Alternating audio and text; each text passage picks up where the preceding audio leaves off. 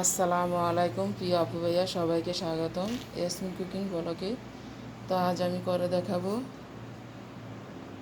তালের বড়া। তো তালের বড়া করার জন্য এখানে আমি গুড় নিয়েছি নারকেল, আর নিয়েছি তালের রস। তো আমি কিভাবে করব জানতে হলে প্লিজ স্কিপ না করে সম্পূর্ণ ভিডিওটি দেখবেন। আর দেখে যদি ভালো লাগে প্লিজ আমার চ্যানেলটি সাবস্ক্রাইব করবার অনুরোধ রইল। তো আমি মূল কাজে চলে যাচ্ছি। প্রথমে আমি এখানে আটা নিয়ে নিচ্ছি, আটা দিয়ে বানাবো।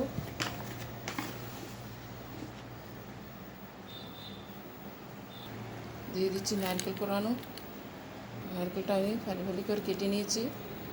দিয়ে দিচ্ছি স্বাদ মতো লবণ, দিয়ে দিচ্ছি সামান্য পরিমাণ চিনি, দিয়ে দিচ্ছি বেকিং পাউডার। এখন হাত দিয়ে ভালো করে মিশিয়ে নিচ্ছি।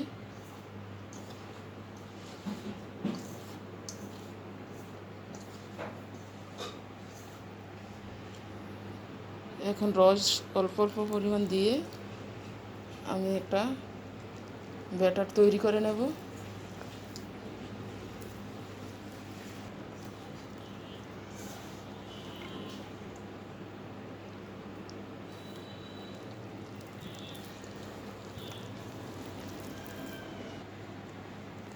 এরকমভাবে ডোটা করে নিতে হবে, ঘনও না পাতলাও না।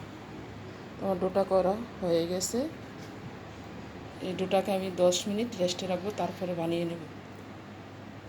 চুলায় ফ্রাই প্যানের কড়াই বসিয়ে দিয়েছি, গরম হয়ে গেছে। এখন পরিমাণ মতো তেল দিয়ে দিচ্ছি।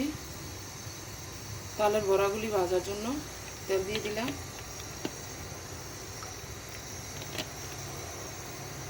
তো তেল গরম হয়ে গেলে আমি একে একে বড়াগুলি দিয়ে দেব। তেল গরম হয়ে গেছে, এখন হাতের সাহায্যে এভাবে একে একে আমি সব দিয়ে দেবো।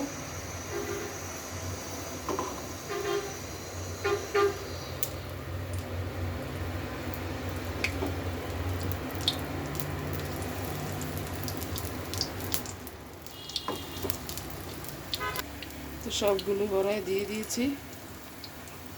এক পিঠ হয়ে গেছে, আমি উল্টিয়ে দিচ্ছি।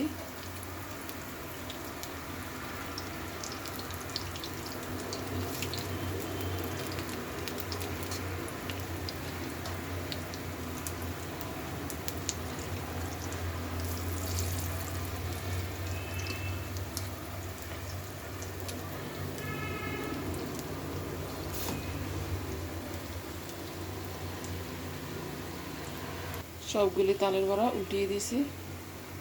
তো বড়াগুলি হয়ে গেছে, আমি একে একে সবগুলি উঠিয়ে নেব তেল জড়িয়ে।